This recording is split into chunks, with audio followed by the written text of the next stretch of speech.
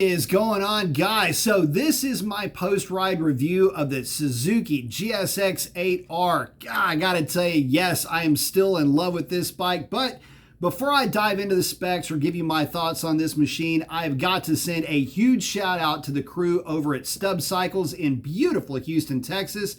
Hunter, Rob, thank y'all so much for the hospitality. These guys threw me the keys to this bike, allowed me to spend some time with it so I could bring this review to you. So again, thank y'all so very much. Can't wait to work with y'all again. So specs on the Suzuki GSX8R, they're 776 cc's. It's a parallel twin with a 270-degree crank. Horsepower is rated at 82 at 8,500 RPM, 58 pound-feet of torque at 6,800 RPM. It's going to weigh in right around 450 pounds with all fluids, and it's going to sticker for just shy of $9,500. Now, to put this bike in perspective, it falls into the category of these 100 horsepower and less sport bikes. One of the first bikes that comes to mind in this class is the Triumph Daytona 660. Now, I've got experience with that bike, and I can tell you that the GSX8R punches way above that motorcycle's weight class. And it has to do with the amount of torque that this larger parallel twin makes and how it makes it. It is extremely smooth. In fact, this bike, when it is making the torque that it does, will fool you into thinking that this engine is bigger than it is. Give an example of that. Cruising down the highway at say 65 or 70 miles per hour in sixth gear, just cracking the throttle a few degrees, this motorcycle will start to collect mile per hour in chunks to the point where you're collecting it up to about 100 miles an hour quicker than it should. It's that smooth and it's that torquey, which adds to a very playful nature of this motorcycle. And if there was one word that I could use to sum this bike up, is just that. It's playful, it's fun. And it fits the mold for a person that is both a novice and experienced. And it can mean completely different motorcycles to each one of those folks. So where I see this bike doing exceptionally well is for guys that are graduating up from a bike that might have been, say, around 40 or 50 horsepower. You're looking to graduate up, but you don't necessarily want a GSX-R 600 or GSX-R 750. You're looking for something that will bridge that gap. The GSX8R will be the perfect bike for you because of the torque production and the fact that there is such an ease to riding this machine, the smoothness and the way that it responds when you're just riding it. The flickability of this thing is so nice and so planted that I think you would be perfectly suited to get this bike underneath you. But where it also fits in exceptionally well is for an experienced rider, where you're looking to maybe downsize. You've got kind of your fill of having these high winding sport bikes, and you're looking to have something that's a little bit more street oriented. The GSX8R is the perfect bike for that because it offers up torque at much lower RPM and it's there for you all the time. So riding around in traffic, you can park this thing in fifth or sixth gear, get a handful of throttle, and this thing will absolutely rip in the way that a high winding sport bike might not do.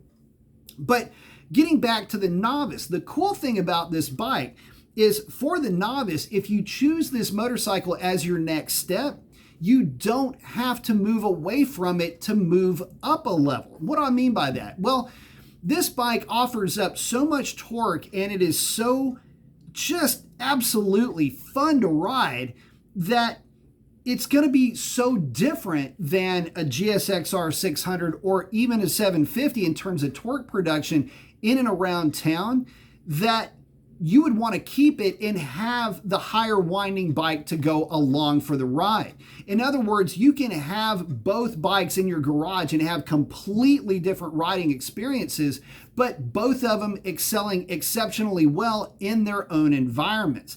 Where this GSX8R would do great would be, say, in the city or as a fair weather commuter. This bike would do perfect for that.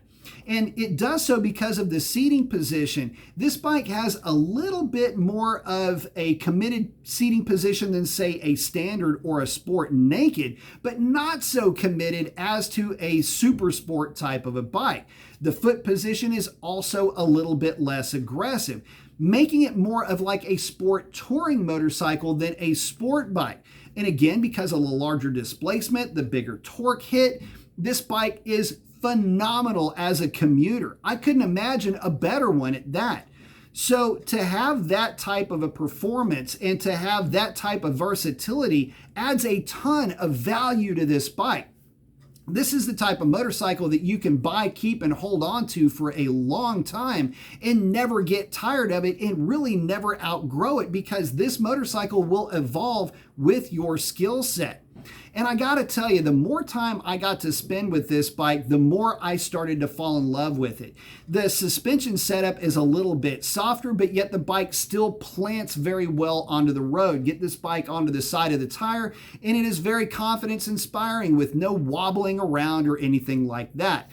I can also tell you that the quick shifter that this bike comes with is second to none. The TFT display is gorgeous. It's got a great, sharp, crisp look to it.